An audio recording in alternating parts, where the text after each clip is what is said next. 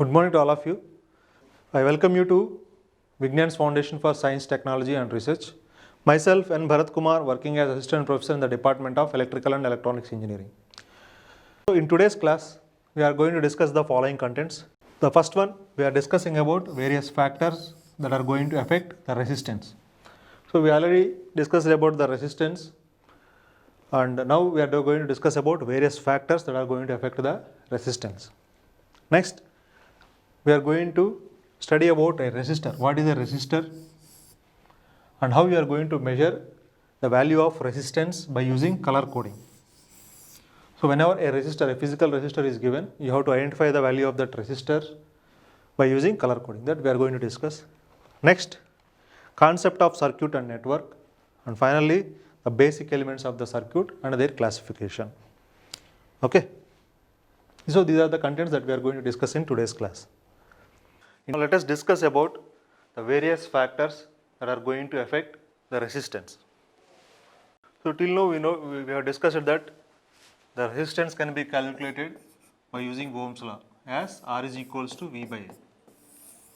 So this is the formula that we know, and it is obtained from Ohm's law. In this V is nothing but the voltage and I is nothing but the current. So these are the voltage and current are the parameters that involved in electrical circuit. Now let us discuss physical factors that are going to affect the resistance value. The first factor that is going to be affected the resistance is nothing but the length of the resistance, length of the conductor or resistor. So how this length is going to affect the resistance value? If you take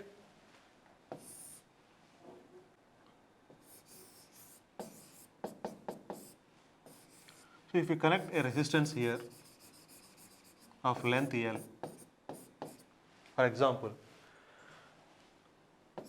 whatever may be the current that is flowing, that going to be changed when you change the length of the resistance. When you increase the length of the resistor, that means the resistance increases, because when you increase the length, more resistance, more wire is going to be added. That means more resistance is going to be offered. So if you increase the length to L, then the current is going to be reduced by half. If the length is double, current will be reduced. That means we can say that the resistance is going to be directly proportional to the length of the conductor. When you increase the length, the resistance is going to be increased. Okay, that is the first one. Second factor, we already know that the conductors are all cylindrical in shape. So the conductor will always be cylindrical in shape, like this. A wire, if you see a wire is always cylindrical in shape. That means it will have some area. So area of cross section. Area of cross section is nothing but you are going to consider a cross sectional view. That means you are going to see from either top, either front side or bottom side. Then if you see from one side, it will look like a circle. So this area of the circle is going to be considered as the area of cross section. So if the radius of the wire is cross section is r, then what is the area of the circle? Pi r square. Okay. So if the wire is very thin, suppose say that the wire is very thin, then what is the area of this compared to the area of the thick wire? So this is a thin wire and this is the thick wire. Okay. So here assume that the resistance, the radius of is R1, and in this case the radius is R2, provided that R1 is greater than R2, because this thin wire will have smaller radius than the thick wire, that we already know. So the area in this case is pi R2 square, here pi R1 square. If you compare these two areas, obviously A1 is greater than A2. So thin wire always carries less current than thick wire, because the thin wire can accommodate only few electrons, but thick wire can accommodate more electrons, because the area of cross section is very high. So when the area is more, it can carry more current. More current means less resistance, that we already know. So if area is more, then current will also be more. it carries very high current. When the current is high, resistance is low. That means when area is high, what is the resistance value? Low.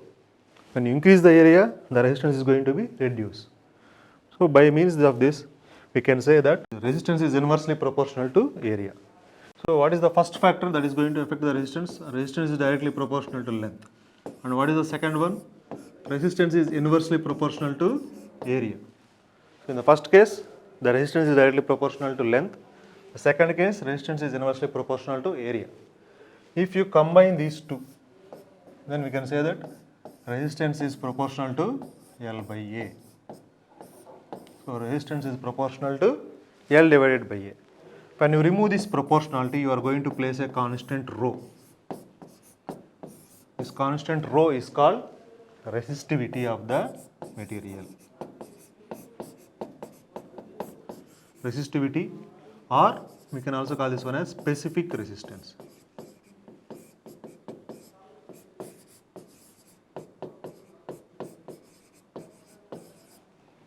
Okay. So R is equal to rho into L by A. Here rho is nothing but the resistivity or specific resistance, which we got by removing this proportionality.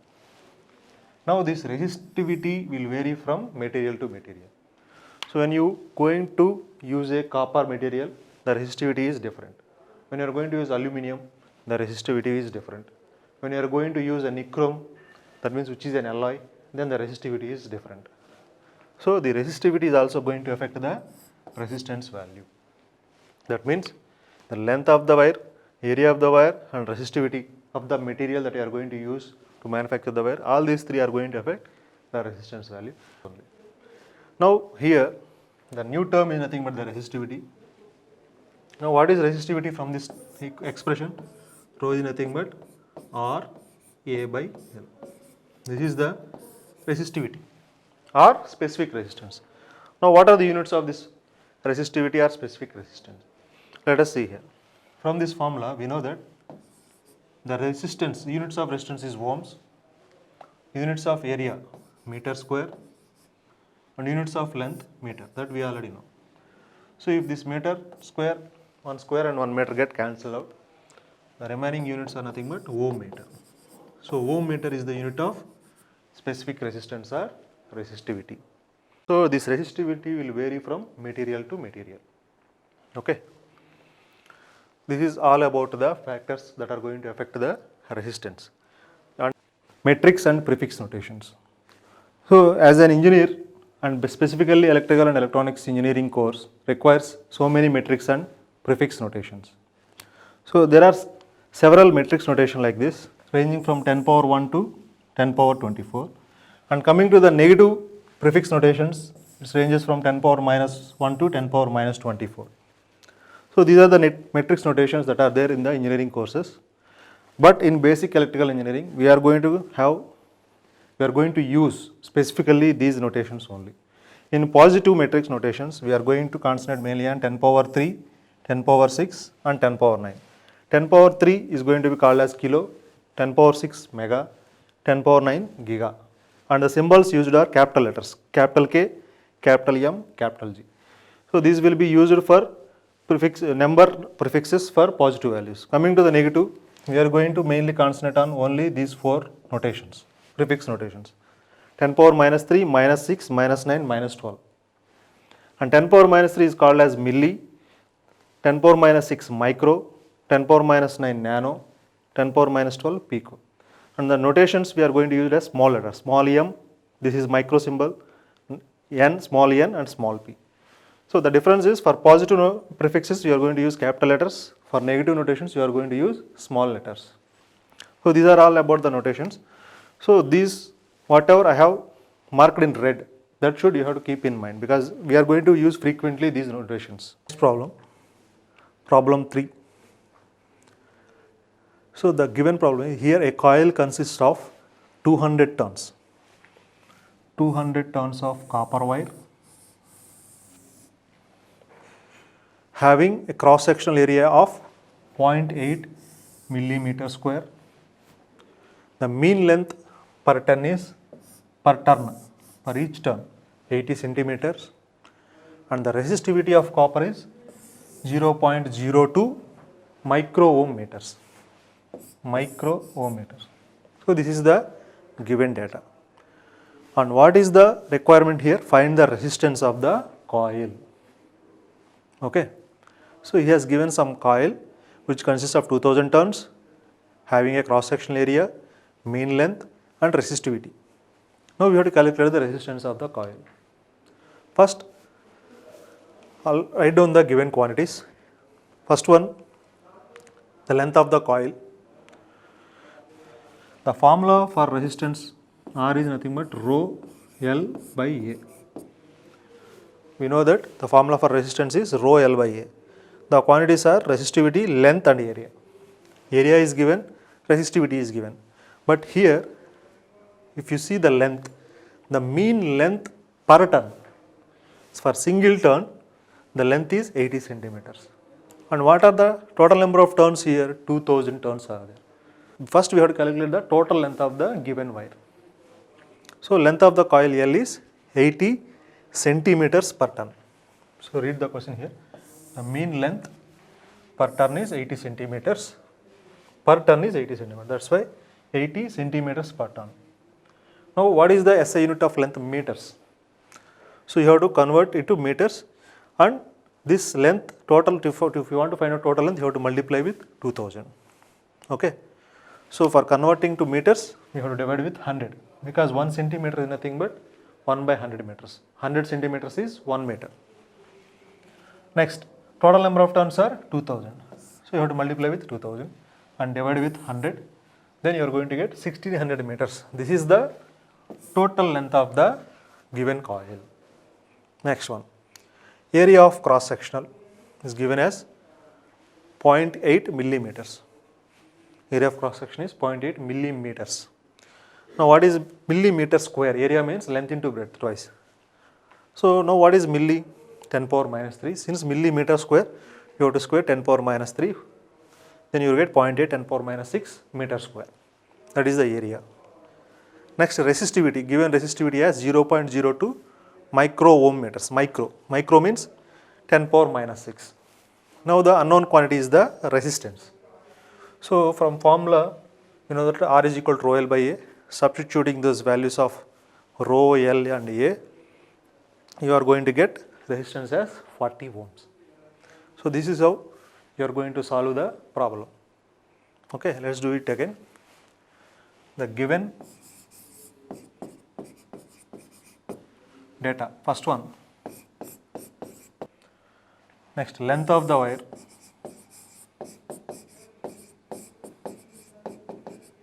Length of the wire is, number doesn't have any units.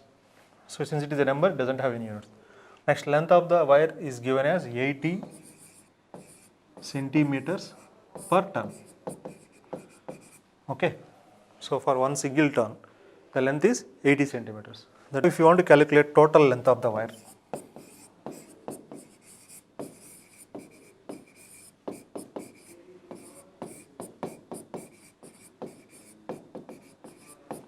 how many such turns are there? 2000 turns are there. So you have to multiply 80 centimeters per turn into 2000 turns. So the turns unit get cancelled. Now we know that the length of the unit is always meters or centimeters. Finally 16 1 2 3 centimeters. 1,60,000 centimeters. But you have to express meters in terms of meters. So we already know that 100 centimeters is equals to 1 meter. That means 1 centimeter is equals to 1 by 100 meters. Okay. So 1 centimeter is always equals to 1 by 100. Divide this with 100. So 16,000 divided by 100 gives 1600 meters. So the length is 1600 meters. So we have calculated the total length in terms of meters and expressed in terms of meters. Next data is area. Area of cross section. area of cross section is given as A is equals to 0.8 millimeter square, and we already know that milli is nothing but 10 power minus 3. Since it is area millimeter square, you have to square that milli also. Then the area is 0.8 into 10 power minus 6 meter square. And finally, the resistivity, the given data, the resistivity is rho is equals to 0.02 micro ohm meter, and we already know that micro is nothing but 10 power minus 6, so 0.02 into 10 power minus 6 ohm meter. Okay, so if you see here, we have represented all the data, and the units also we have represented in exactly appropriately. So unit of area is meter square, unit of length is meters, and resistivity is ohm meter. Now, what is the requirement here? Resistance. You have to calculate resistance. Already we know the formula for resistance as rho L by A. We know the value of rho L and A. Substitute there, and using calculator you do that one. So I am going to get 40 ohms. That's all about the problem on resistance. Next, exercise 2. Now let us solve some problems on resistance and resistivity. So I have given you 3 problems here. Please note down these 3 problems and solve these 3 problems. I am going to give you 5 minutes of time to solve these 3 problems. Okay. So these are very simple problems. Just use the resistance formula. Now if you see the answer for first one, it is 3.33 into 10 power minus 2 ohm meter. All of you verify. Then next one 137.6 milli ohms. And final one, first for A bit R by 2, B bit 4R. Okay. I will explain these problems. If you are having any doubts, now it will be clear. First problem is calculate the resistivity of the given material whose resistance is 2 ohms, length and area of cross sections are 15 centimeters and 25 centimeters square respectively. Given data is resistance R is equals to 2 ohms, length is equals to 15 centimeters. Centimeters you have to convert to meters. So 15 divided by 100 meters. So 0.15 meters. Next, area. Area is given as 25 centimeters square. So here area. So since it is centimeter square, you have to convert to meter square. So 25 into 10 power minus 2 whole square. So divided by 100 means 10 power minus 2. Since it is square, you have to square the. So 25 into 10 power minus 4 meter square.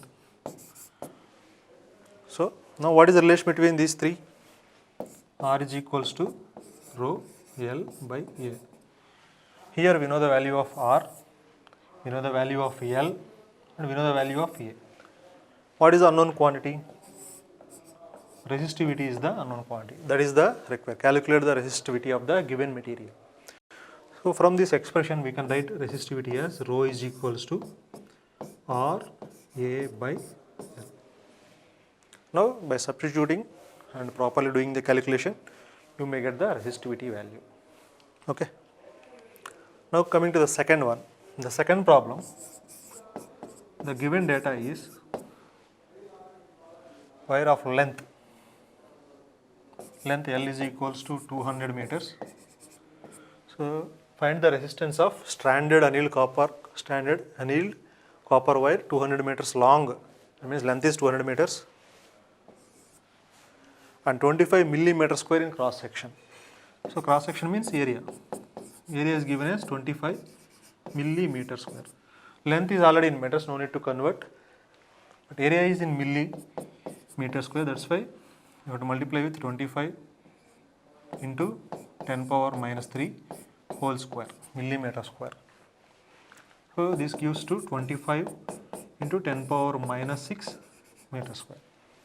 Now we have converted area into meters also. And finally the given quantity is rho, resistivity of copper. Resistivity of copper is given as 1.72 into 10 power minus 8 ohm meter. So these are the three quantities. And we have to calculate the resistance of the wire. So from the physical properties we know the formula R is equal to rho L by A. We know these are three values. By substituting those three values we can calculate the resistance.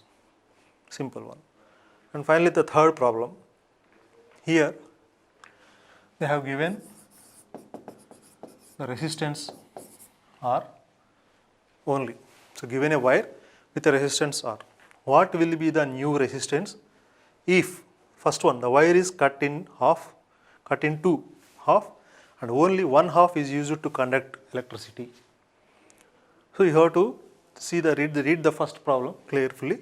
The wire is cut into half and only one half is used to conduct the electricity. Only one half is going to be used to conduct electricity.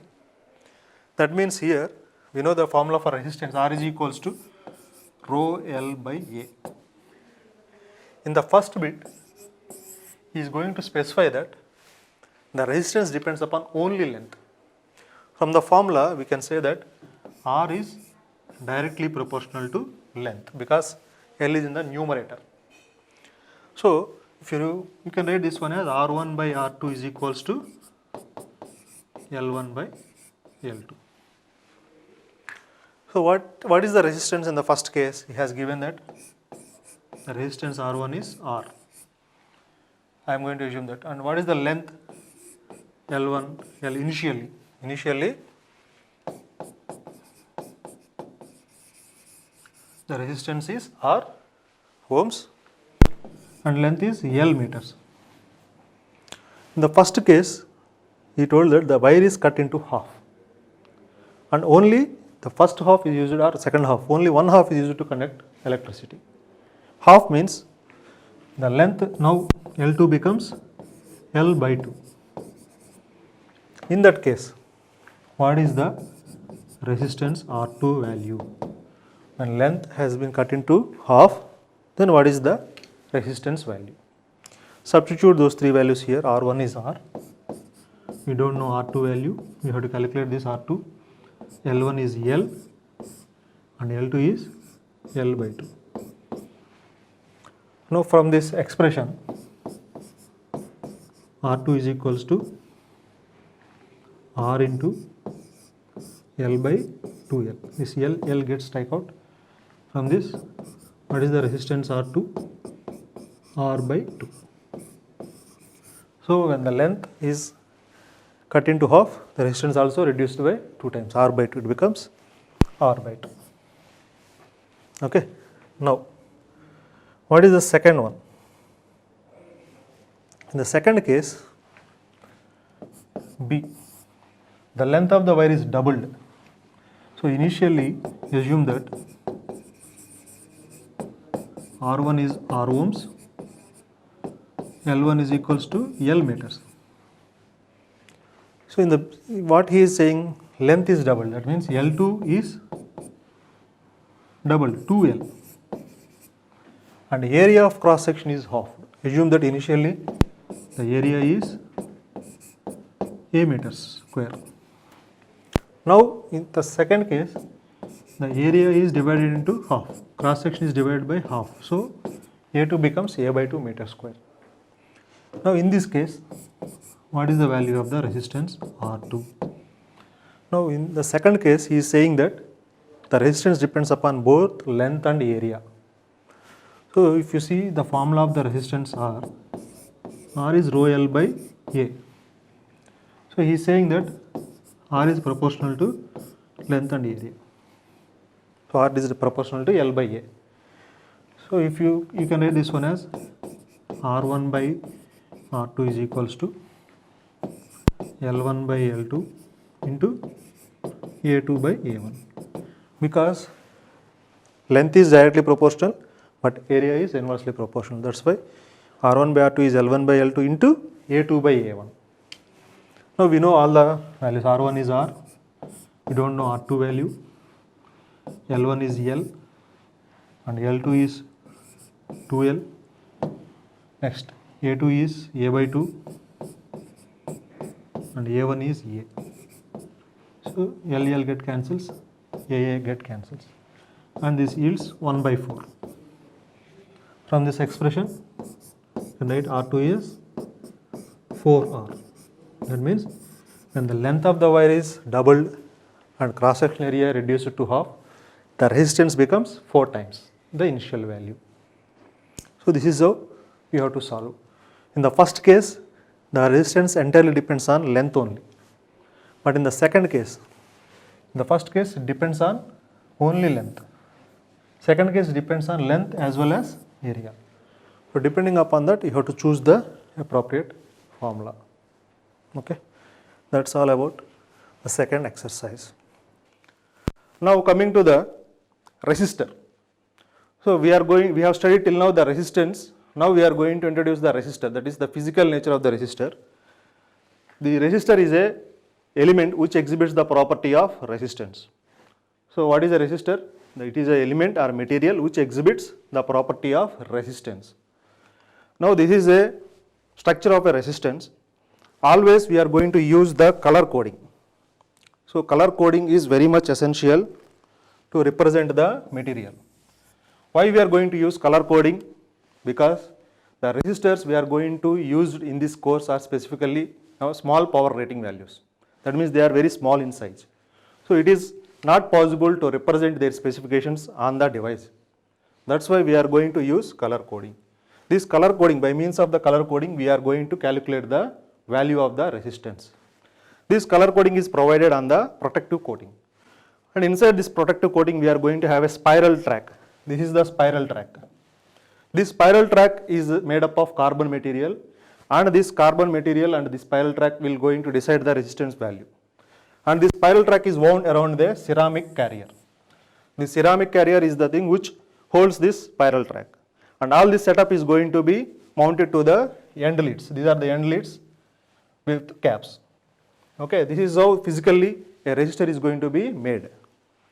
And these are the few resistors we are going to use in our lab. Now, let us discuss about the color coding. As I told you earlier that we are going to calculate the value of the resistance by means of color coding. So what is the color coding and how you are going to calculate the value of resistance by using this color coding?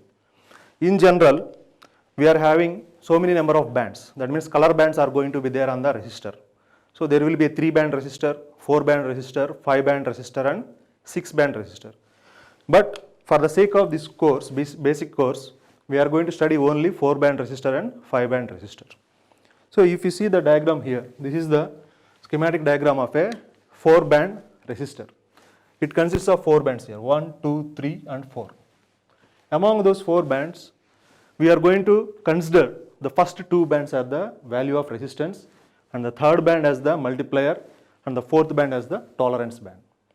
Now how you are going to calculate the resistance value by using these color codes? Let's see. So as I told you that the first band, the color of the first band will always gives the value of the first digit of the resistance. How you are going to decide that value? See, if the color is black, that means if the color of the first band is black, we are going to take the value as 0. If it is brown, we are going to take it as 1. Red 2, orange 3, yellow 4, green 5, blue 6, violet 7, grey 8 and white 9. So these are the values, these are the digits we are going to give for the color. Since the color here it is green, we are going to take the first digit as, for the green the value is 5. So the first digit is 5 here. Now what is the second band? The second band will give the second digit of the resistance value. So what is the second band in this color, in this resistor I have considered red. For red, what is the value of 2? So 52. Now 52 is the value of resistance. Next one. What is the third one? Third one I am going to consider it as a multiplier. So the third color will decides the multiplication value, multiplier value. For multiplier value, these are the colors I have considered. Here there is no gray and white. If you observe, the gray and white are not there in the colors. And additionally, we have two other colors. One is silver, which takes a value of 0.01. Another one is gold, which takes a value of 0.1. And remaining all are the same: black, brown, red, gray. So here these are the multiplier values. Now what is the color here I have considered? Blue. So what is blue value? 1 mega. So that means this 52 is going to be multiplied with 1 mega. So this is the value of the resistance. So finally, what is the value of the resistance? 52 mega ohms. As I said you earlier, that the unit of resistance is ohms. So the total value of the resistance is 52 mega ohms. Now finally, tolerance. What is tolerance? Tolerance is the value which always specifies in terms of percentage, like this. So this tolerance always gives the maximum and minimum values of the resistance. What is the color here I have considered? That is gold color. So always, in most of the cases, the tolerance is either silver or gold, or there will be no color at all. So if it is gold, we have to take plus or minus 5%. So the final value of the resistance is 52 mega ohms plus or minus 5%. That means the resistance value, the minimum resistance value will be less than 5% and maximum resistance value is more than 5% of 52 mega ohms. That is the range of resistance. Okay, that's how you are going to calculate the value of resistance by using the color coding. Now let us discuss more about. So as I said you, the tolerance always represents the maximum and the minimum values of a resistance, and it is always specified in terms of percentage. In the last case, we got the value of resistance as 52 mega ohms, and the tolerance is plus or minus 5%. So what is this plus or minus 5%? So you have to going to calculate 52 mega into 5%. 5% means 5 divided by 100. Okay, this is the maximum value of the resistance. Okay, now if you take the minus 5%, 52 mega into 5 by 100.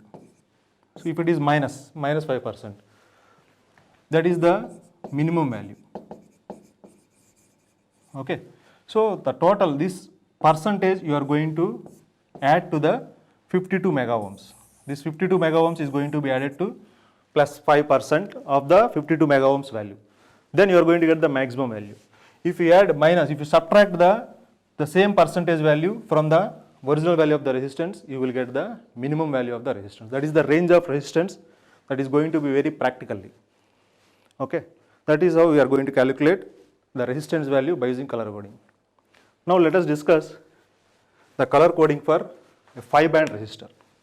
So if there are 5 bands, color bands in the resistors, how we are going to calculate the resistance? So these are the 5 bands in the resistor. Additionally, we are going to have a third band here. So what is third band going to give? It will give, already you know that the 4 bands values, how we are going to calculate, already you know. The additional band here we are going to have, that will give the third digit of the resistance. So see here, the first digit is the green, so green is 5. Second digit is red, for red we are going to use 2. And what is the third digit? Third digit is blue. For blue again we are going to use 6, 526. This is the value of the resistance now. Now what is the multiplier here? Red. For red we are going to use 100. So 526 into 100 ohms. So this is the actual value of resistance. And what is the tolerance here? The tolerance color is gold. What is the percentage value? Plus or minus 5%. So we are going to add plus or minus 5% of this original value to calculate its minimum and maximum value of the resistance. So this is how we are going to calculate the resistance by using color coding for both 5-band as well as 4-band resistors. Next, concept of a circuit and network. So in general, most of us are having a confusion about the circuit and network. So what we have to call electrical circuit or electrical network? I am going to clarify you what is a circuit and what is a network. So coming to the network, an electrical network is defined as an interconnection of two or more electrical elements. So what is an electrical network? An electrical network is defined as an interconnection of two or more electrical elements. So if you see, for example, here there is a source, 50 volt source, and there is a resistance of 40 ohms. Okay.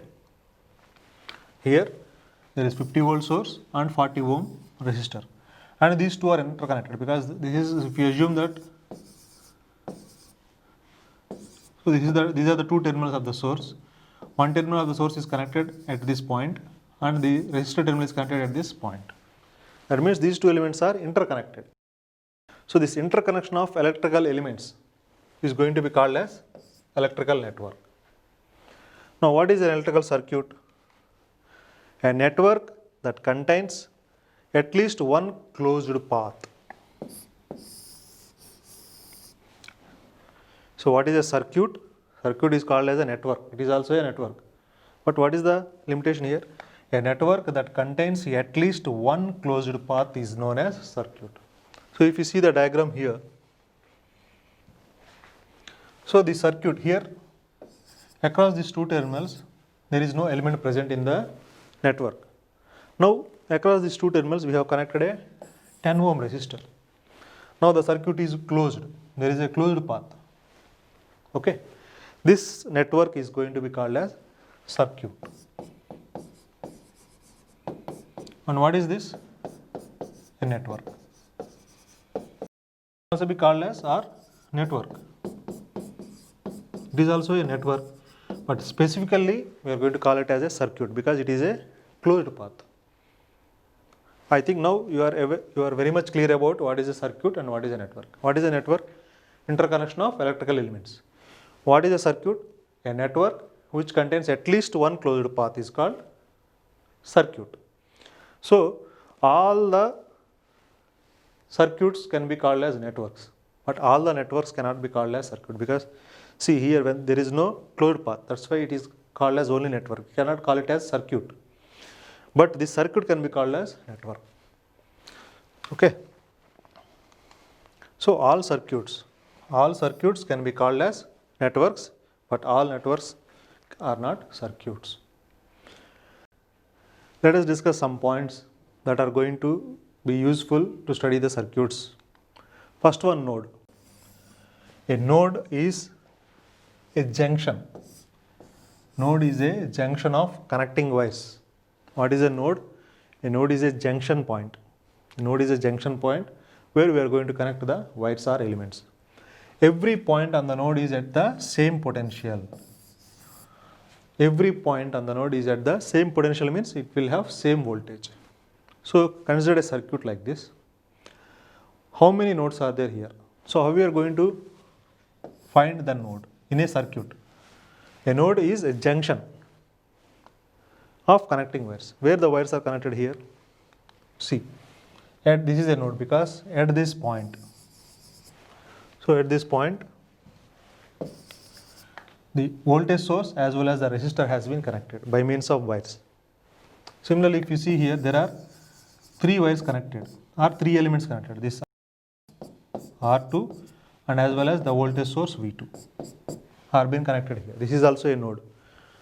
And this one, it is also a node because it is a junction point where this V2 and R3 are connected. And finally, this is a node where V1, R2 and R3 are connected. So these are called as nodes. So the identification of nodes in a circuit is very much needed when you are going to apply KVL or when you are going to use nodal analysis techniques. So what is a node now? Node is a junction point where two or more elements are going to be connected or where two or more wires are going to be joined. Now here, single node. A single node is a junction where two or more branches.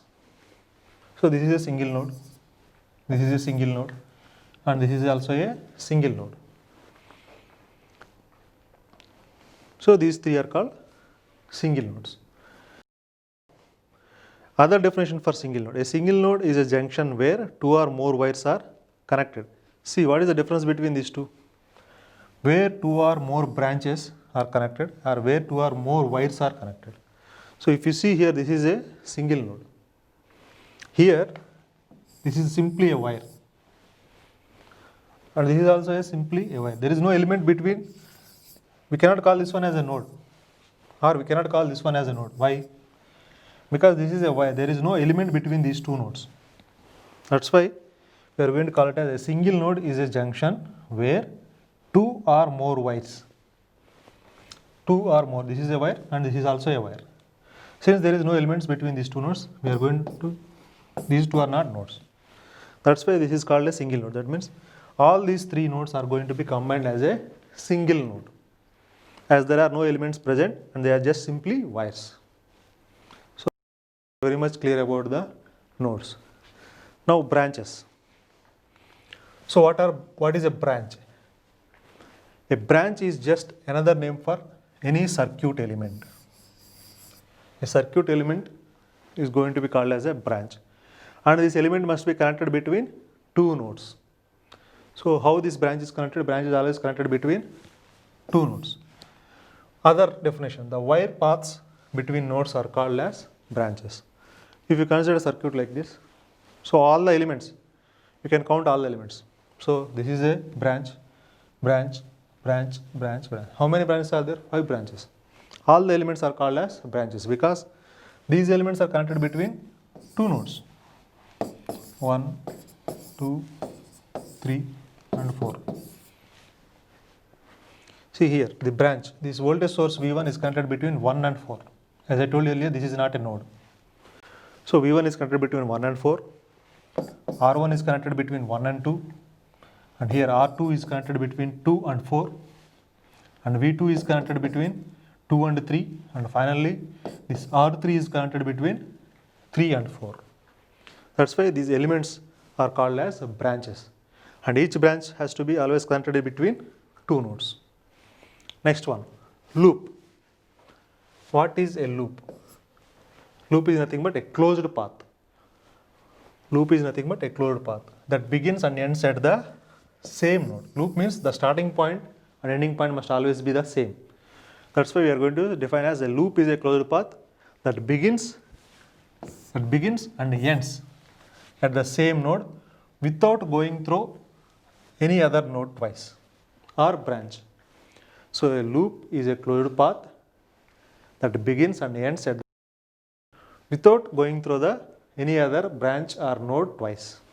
So if you see the diagram here, how many loops are there here? There are 3 loops total. So this is the first loop. So assume that this is node 1, node 2, node 3 and node 4. So let's start from node 1. It goes to node 2, comes to node 4 and back to node 1. So what about loop 1? Loop 1 starts from 1, goes to 2, 2 to 4 and back to 1. So if you observe here, no node has been repeated twice, but the starting node and ending node are same. That's why we are going to call it as loop 1. What is loop 2? Loop 2, let us start from node 2, it goes to node 3 and from node 3 it goes to node 4 and back to node 2. What is the path of loop 2? It starts at node 2, goes to node 3 and goes to node 4 and back to node 2. Here also the node is repeated twice, branch is repeated twice, and the starting node and ending node are same. That's why it is called loop 2. And what is loop 3? The outer loop. So the outer loop, which means it starts from 1, 1 to 2, 2 to 3, 3 to 4 and back to 1. This is also a loop. So there are total 3 loops. So that is outer loop is also called as a loop.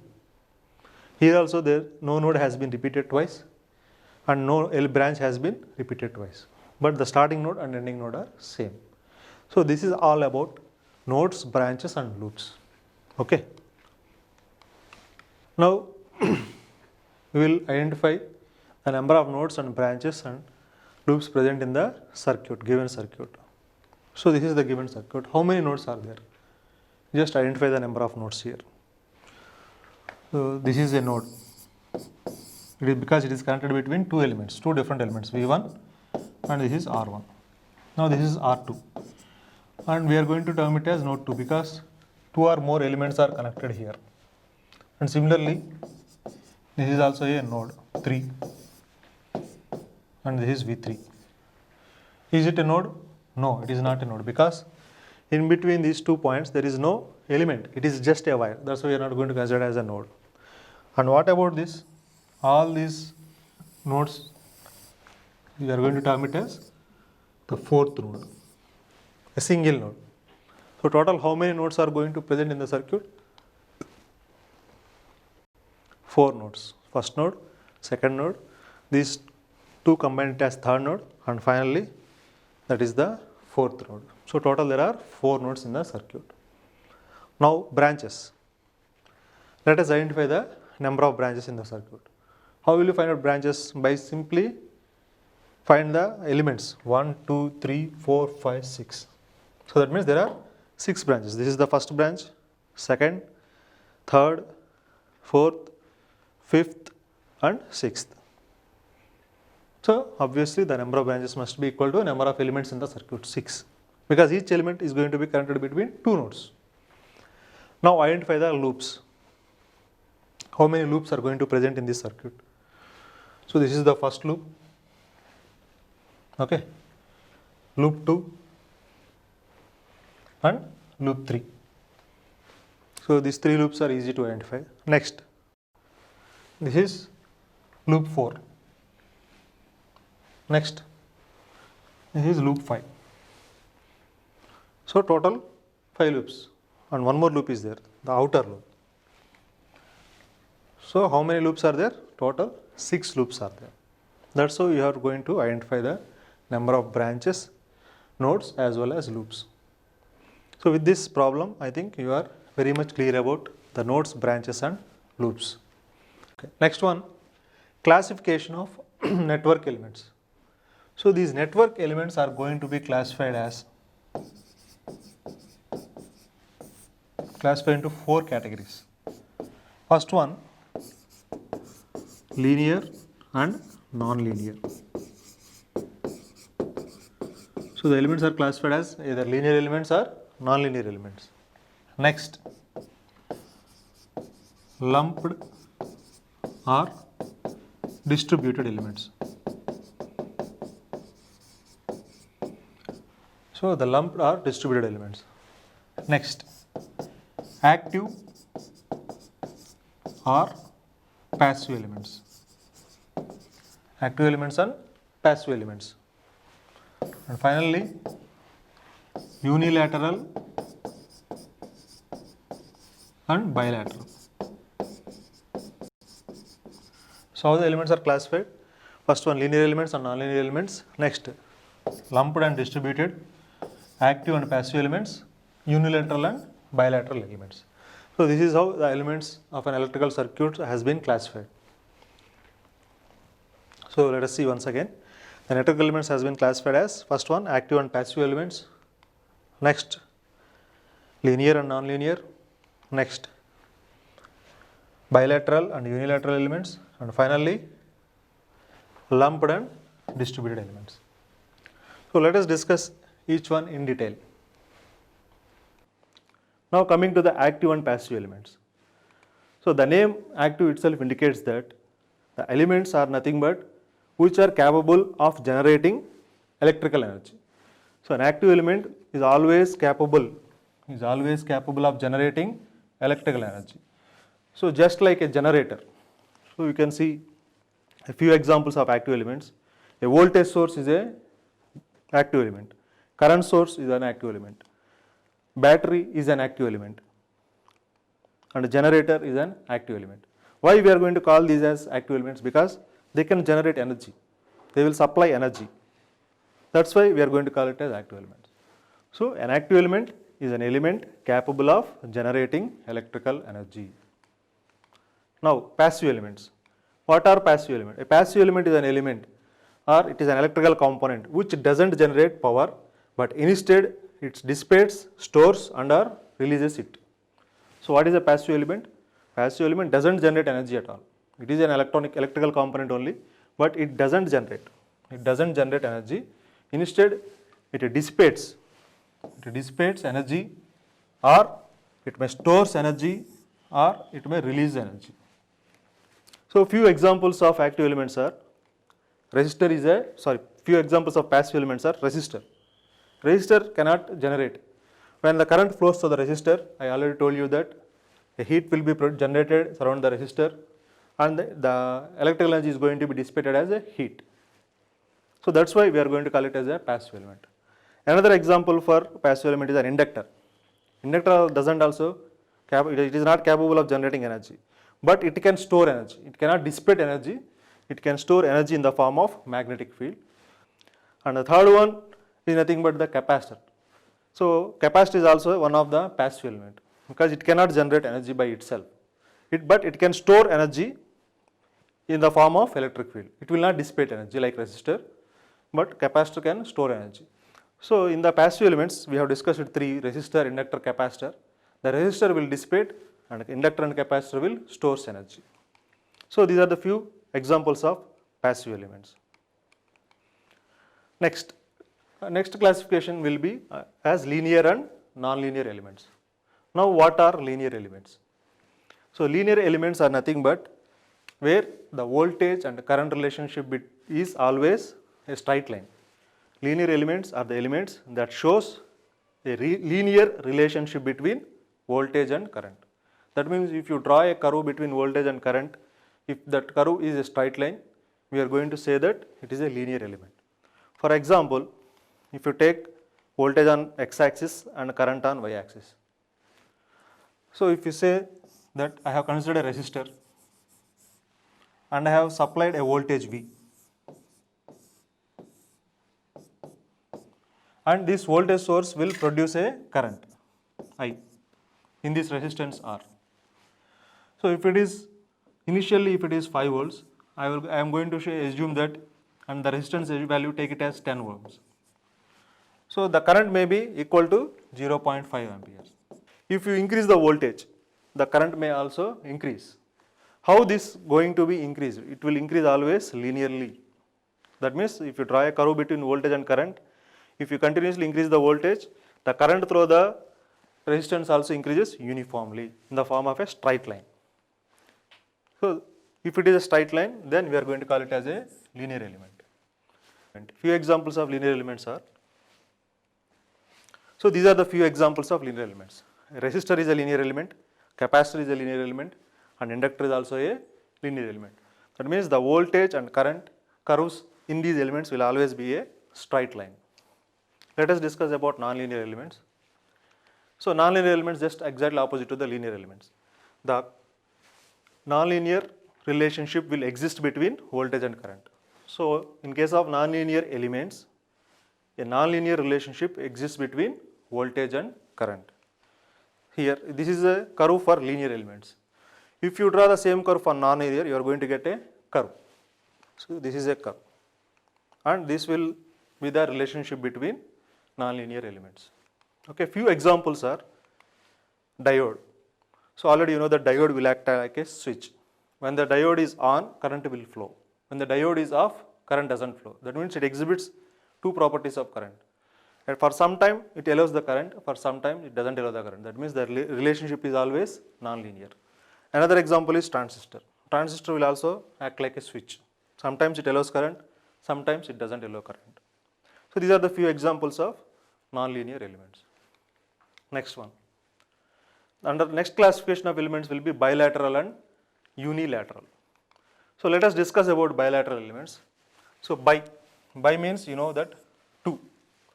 So the name indicates that if an element allows current to flow through it in both the directions, then it is called a bilateral element. So what is bilateral? If an element allows current to flow through it in both the directions, that magnitude of the current that is going to allow should be same. We are going to call it as a bilateral element. Few examples of bilateral element are resistor, capacitor and inductor. So here the current can flow either towards left or towards right, like that. So the resistor will allow current in both the directions. Only thing you have to keep in mind is the magnitude of the current will always be the same. That's why then only we are going to call it as bilateral elements. In capacitor also, capacitor can also allow the current in both the directions. Okay, similarly inductor allows current in both the directions. Coming to the unilateral elements, just uni means one. That means these elements will allow current in only one direction. If an element allows current to flow through it in one direction only, then it is called a unilateral element. So few examples of unilateral elements are diode and a transistor. I already told you that diode will always allow current in only one direction, from anode to cathode. When it is in on, the current will flow from anode to cathode. But when in the reverse bias condition, the diode doesn't allow current in reverse direction. Okay, only it allows current in one direction. It doesn't allow current in reverse direction. Similarly, transistor also allows current in only one direction. That's why they are called unilateral elements. Lumped elements. Coming to the lumped elements, lumped means concentrated or accumulated. So lumped elements are the elements which are small in size and physically separable. So and physically separable. So the examples for lumped elements are, the basic elements, resistor, the capacitor and inductor that we are going to use in basic electrical circuits. These are very small in size and you can separate these elements. You can connect 2 or 3 resistors in series and you can disconnect the resistors. That's why we are going to call this one as lumped elements. All the resistance is going to be concentrated in between these 2 leads. That's why we are going to call it as lumped elements. Coming to the distributed elements, the distributed elements cannot be physically separable. So the distributed elements are the elements which are not electrically separable for any electrical purposes. You cannot separate electrically. If you take a transmission line, for example, if you consider transmission line, the transmission line will going to be span for several kilometers. So from the starting point to ending point, it is having a uniform resistance. So you cannot separate this wire. When you separate this wire, there is no transmission of power. So such type of elements are called distributed elements, because the resistance of this wire or the inductance of the wire or the capacitance of the wire is going to be distributed from starting point to the ending point of the wire. You cannot separate that physically or electrically.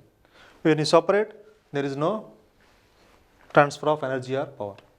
So that's why we are going to call these transmission lines as distributed elements. So that's all about lumped and distributed elements. Okay. Now let us summarize the concepts that we have studied today. The first concept, the first one we have studied is the factors. What are the factors that are going to affect the resistance? So the length of the wire, the area of cross section and nature of the material. Length of the wire is L, area of cross section A and nature of the material rho. These 3 are the factors that are going to affect the resistance value that we have studied. Next, we have studied about the color coding, the resistor color coding. So first we have studied about the physical structure of the resistor. Next we have discussed about the color coding of a resistor for both 4 band as well as 5 band resistors. And next we discussed about the concept of circuit and network. What is a circuit and what is a network? So network is nothing but interconnection or more elements. Circuit is nothing but a network which contains a closed path. It is a subset of network with closed paths. And finally we discussed about the nodes, branches and loops that are available in the circuit. So and we have identified the nodes, branches and loops in an example problem also. And finally we discussed about the basic elements. What are the basic elements? Resistor, inductor and capacitor are the basic elements of a circuit. And we have classified the elements. The classification is nothing but active and passive elements, linear and nonlinear elements, unilateral, bilateral and lumped and distributed elements. So these are the concepts that we have studied in today's class. Thank you very much.